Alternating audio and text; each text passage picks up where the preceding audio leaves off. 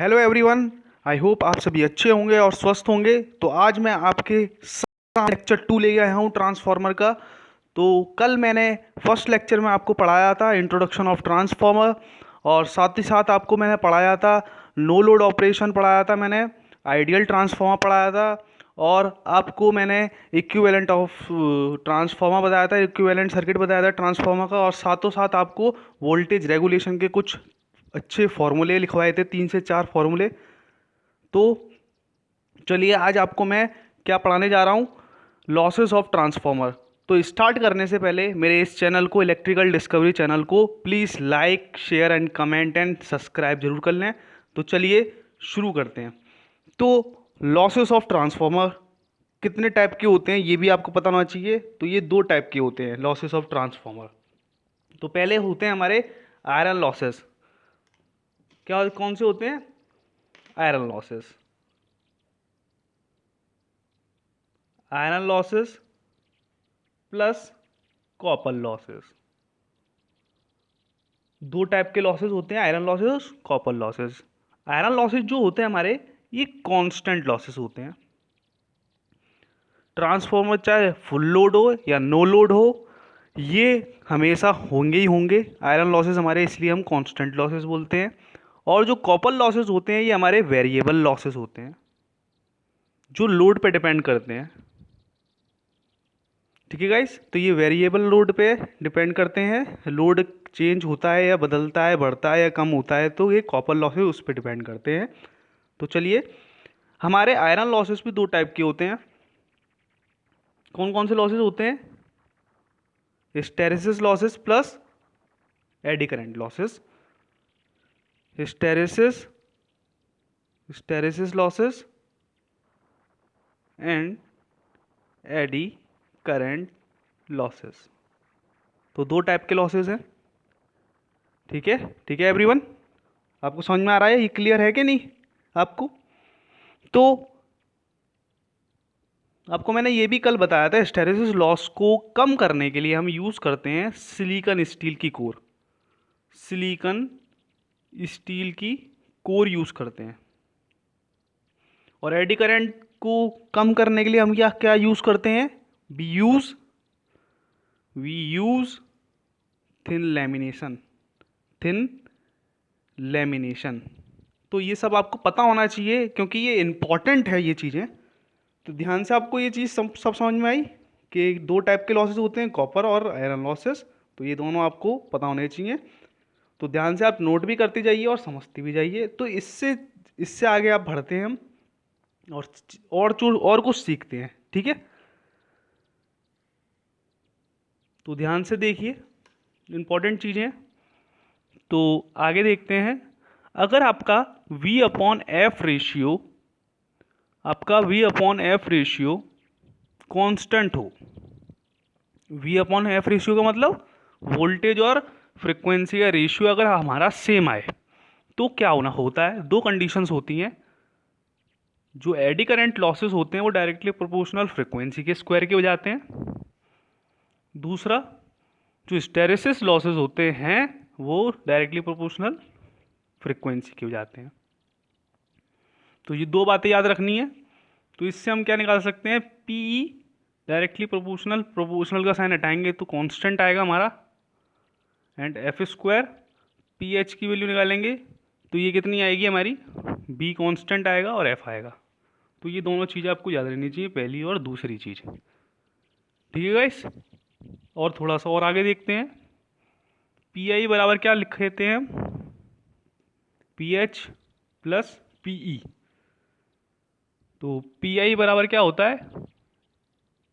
ये P H बराबर B into F plus P E बराबर एफ इंटू ए। ठीक है, ये हमारा कांस्टेंट है। तो अगर हम एफ कॉमन लेंगे, तो ए एफ प्लस बी बचेगा। ठीक है गाइस, तो ये चीज़ भी याद रखनी है। इस पे ही इम्पोर्टेंट मैं एक फॉर्मूला कराऊंगा अभी आपको। तो ये इंपॉर्टेंट चीज़ है, ये आपको याद भी होनी चाहिए। आपको ये फॉर्मूला पूरा भी एक और नोटेड करा देता हूँ। हिस्टैरिसीस फॉर्मूला क्या होता है पूरा? के एच KHBM 1.6 FB। और एडी करंट लॉस का क्या फॉर्मूला होता है? KEBM स्क्वायर F² T² और V।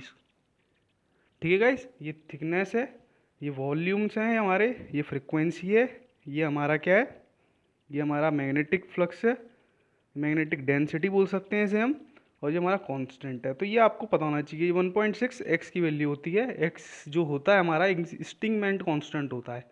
क्या होता है? स्टिंगमेंट कांस्टेंट। तो ये आपको चीज़ें पता होनी चाहिए। तो गाइस थोड़ा सा और आगे चलते हैं। तो आपको इससे ही रिलेटेड एक क्वेश्चन पूछता हूँ, इंपॉर्टेंट क्वेश्चन है, तो पेपर में आते हैं इस टाइप के क्वेश्चन। तो साइड में पूछ लेता हूँ आपसे।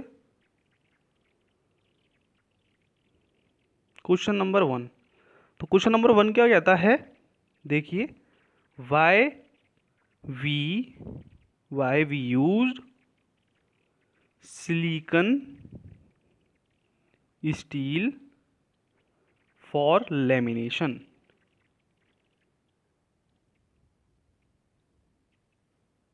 तो ऑप्शन देता हूं मैं। To reduce eddy current loss, पहला। दूसरा option, to reduce hysteresis loss. तीसरा, टू रिड्यूस कोर लॉस। और चौथा आप कैसे भी मान सकते हैं, कोई दिक्कत नहीं है, ये कॉपर लॉस बोल सकते हैं, टू रिड्यूस कॉपर लॉस। तो बताइए इन चारों में से क्या क्वेश्चन ये वाला है, why we use silicon steel for lamination. बताइए, बहुत अच्छा क्वेश्चन है। तो इसने बोला क्या है? बोला क्या है, ये यहाँ पे बच्चों को प्रॉब्लम होती है, सब बच्चे लगाएंगे लेमिनेशन है तो ये सब लगाएंगे कि वी रिड्यूस क्या है, एडी करंट लॉस, पर ये नहीं है इसका आंसर। इसका आंसर है टू रिड्यूस हिस्टैरिसीस लॉसेस। तो ये देखिए, हम जो सिलिकॉन स्टील यूज़ करते हैं लेमिनेशन के रूप में, तो हम किस लिए करते हैं वो सिलिकॉन स्टील यूज़? तो हम we to reduce hysteresis loss, आपको भी यहाँ पे भी मैंने बता रखा था। लेमिनेशन किस लिए करते हैं? हिस्टैरिसीस लॉस के लिए, वो सॉरी एडी करंट लॉसेस के लिए। और हिस्टैरिसीस लॉस किस लिए करते हैं हम? वी यूज़ क्या करते हैं? सिलिकॉन स्टील कोर यूज़ करते हैं, जिसका जो हिस्टैरिसीस ग्राफ बनता है बहुत छोटा बनता है, कुछ इस टाइप से बनता है, पतला सा बनेगा। तो ये आपको याद होना चाहिए, ये एच और ये बी है, ये मैग्नेटिक फ्लक्स डेंसिटी है, ये इंटेंसिटी है। तो ये आपको पता होनी चाहिए। ये छोटी चीज़ें, बेसिक में चीज़ें हैं, तो जब भी आपको मैं बेसिक पढ़ाऊंगा तो ये आपको पूरा डिटेल में बताऊंगा। तो चलिए थोड़ा सा और आगे बढ़ते हैं, और एक और चीज़ पूछता हूँ आपसे, इसी में एक क्वेश्चन और पूछता हूँ। Why we used silicon steel lamination. बताइएगा इसका क्या आंसर होगा। हम क्यों सिलिकॉन स्टील लेमिनेशन की यूज़ करते हैं? तो बताइए। तो इसमें दोनों चीज़ें हैं, हिस्टैरिसीस लॉसेस को भी कम करने के लिए हम करते हैं, और एडी करंट लॉसेस को भी। तो पूरा हम टोटल बोल सकते हैं टू रिड्यूस कोर लॉसेस। तो ये आपको पता होनी चाहिए ये चीज़ें, तो ये इंपॉर्टेंट चीज़ है। तो चलिए आगे बढ़ते हैं थोड़ा सा और। चलिए थोड़ा सा और आगे बढ़ते हैं। चलिए तो एक क्वेश्चन देख लेते हैं, स्टार्ट करने से पहले, कुछ नया देखने से पहले एक क्वेश्चन देख लेते हैं इम्पोर्टेंट। तो ये हमारा क्वेश्चन है, आपको सबको दिख रहा है। तो क्या बोल रहा है ये question? In a single phase transformer iron loss is 40 watt at 40 hertz frequency पे एंड 50 वाट एट 50 हर्ट्स पे। तो find the eddy current losses and hysteresis losses at 50 hertz पे। तो क्या बोला है, आयरन लॉस जो है हमारे कितने पे हैं? 40 वाट और इतने पे हैं। एंड ये क्या है हमारे, ये भी चीज़ याद रखिए, और ये हमारा है 50 वाट एट 50 हर्ट्स पे दे रखे हैं। तो हमें हिस्टैरिसीस लॉस निकालने हैं, एट 50 पे, और क्या निकालने साथ में एडी करेंट लॉसेस भी निकालने 50 हर्ट्ज पे। तो ये आपको एक मैंने फॉर्मूला नोट कराया था ये वाला, तो इस फॉर्मूले का बहुत इंपॉर्टेंस है, तो याद रखिएगा। तो देखिएगा, तो देखिए कैसे करेंगे इसको सॉल्व। तो P I upon F A F plus B, ठीक है। तो हमें टोटल कितने दिए हैं आयरन लॉसेस, कितने दिए हैं इसमें पहली इक्वेशन बनाने के लिए, 40 दिए हैं, कितनी फ्रीक्वेंसी पे, इतने पे दिए हैं। ए एफ कितना दिया है हमारे 40 हर्ट्स इंटू बी, जब काटेंगे तो हमारा क्या आएगा 40 ए प्लस बी बराबर 1, फर्स्ट इक्वेशन। अब सेकंड इक्वेशन भी इसी से बनेगी। हमें कितने दिए हैं ये 50 वॉट 50 हर्ट्स पर, फ्रिक्वेंसी 50 हर्ट्स दे रखी है, काटेंगे तो 1 आएगा हमारा। तो दूसरी इक्वेशन क्या आई हमारी, ये आई। तो इन दोनों इक्वेशंस को जब आप सॉल्व करेंगे तो क्या आएगा बताइएगा। तो सॉल्व कर लेते हैं साथों साथ।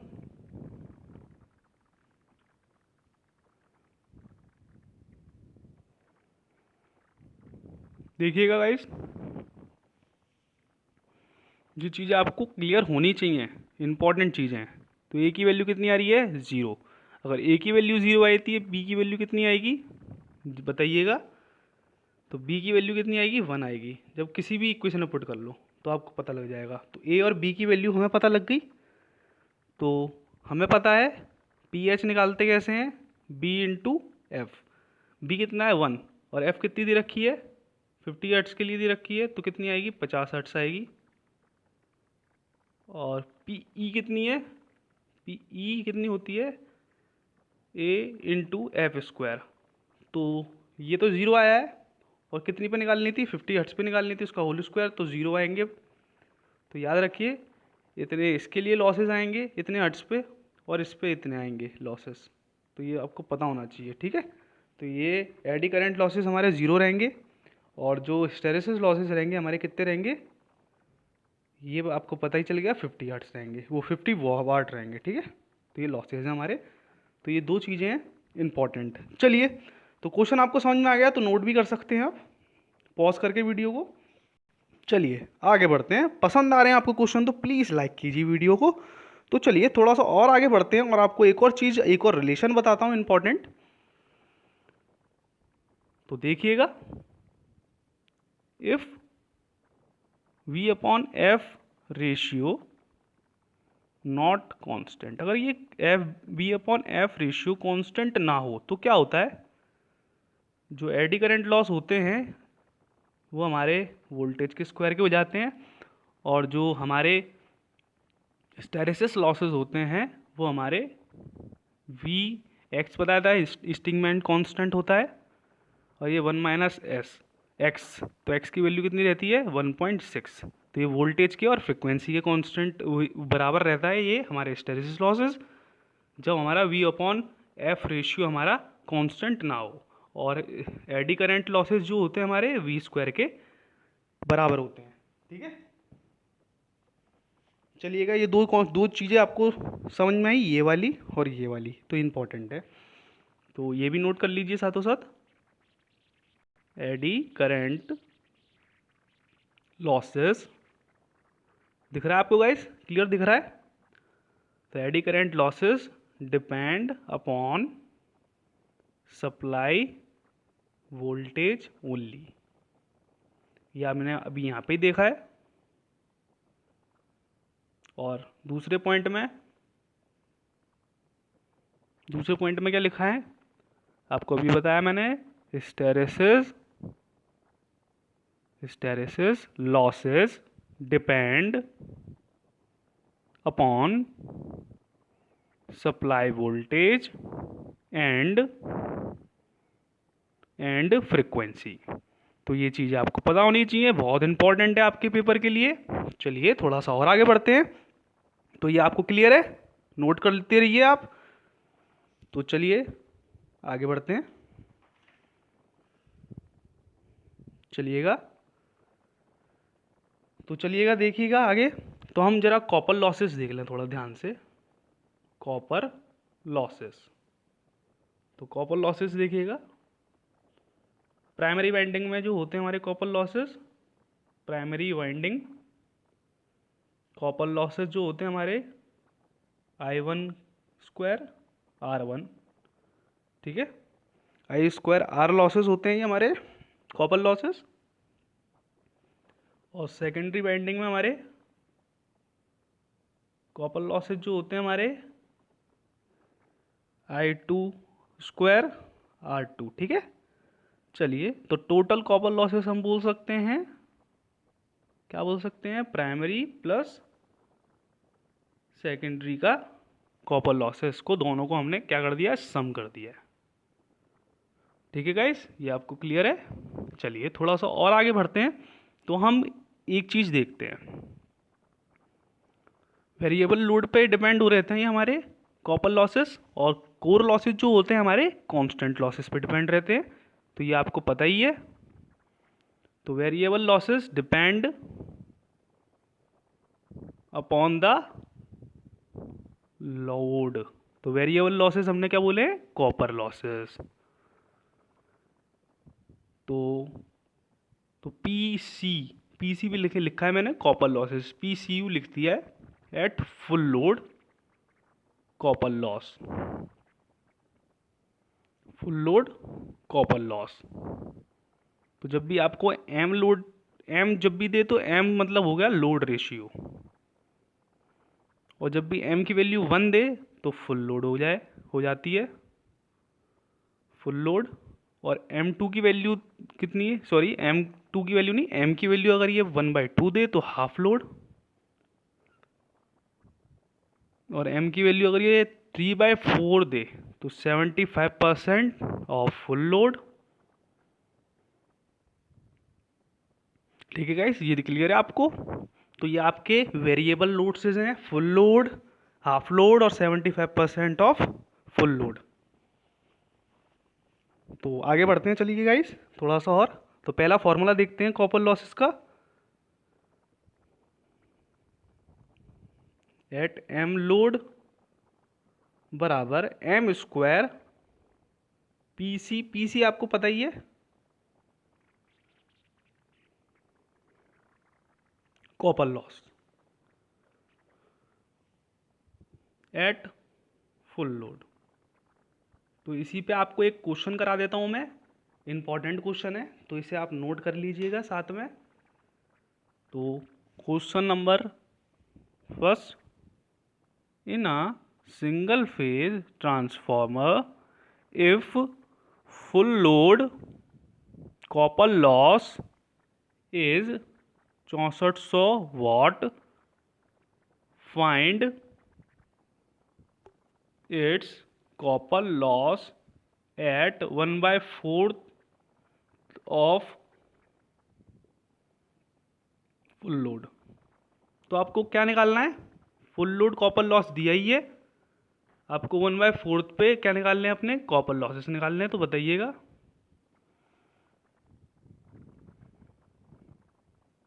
इंपॉर्टेंट चीज है। तो आपका कितना लोड दिया है, 1/4 लोड दिया है, एम की वैल्यू क्या है, 1/4 का whole square into full load कितने दिए हमारे लॉसेस, 6400 करेंगे तो कितना आएगा, 400 वाट। तो ये आ गए आपके कॉपर लॉस 1/4 लोड पे। इंपॉर्टेंट है, नोट करते जाइए, इंपॉर्टेंट है आपके पेपर के पॉइंट ऑफ व्यू से। चलिए गाइज, अगर आपको अच्छे लग रहे हैं ये क्वेश्चन तो आप प्लीज़ लाइक एंड शेयर कीजिए। तो चलिए थोड़ा सा और आगे बढ़ते हैं, इंपॉर्टेंट है चीज़ें। तो एक क्वेश्चन और, in a single phase transformer the eddy current loss is 10 watt at 33 kV, find the eddy current loss at 66 kV। ठीक है गाइस, तो ये इंपॉर्टेंट है। तो हमने अब सीखा ही था, P directly proportional V square के है, तो ये लिख सकते हैं हम। तो जब ये 10 वॉट पे है तो 33 kV है, और P2 पता नहीं है, और वोल्टेज पता है इसका स्क्वायर, ये कितने पे 66 kV पे का होल स्क्वायर। जब क्रॉस मल्टीप्लाई करेंगे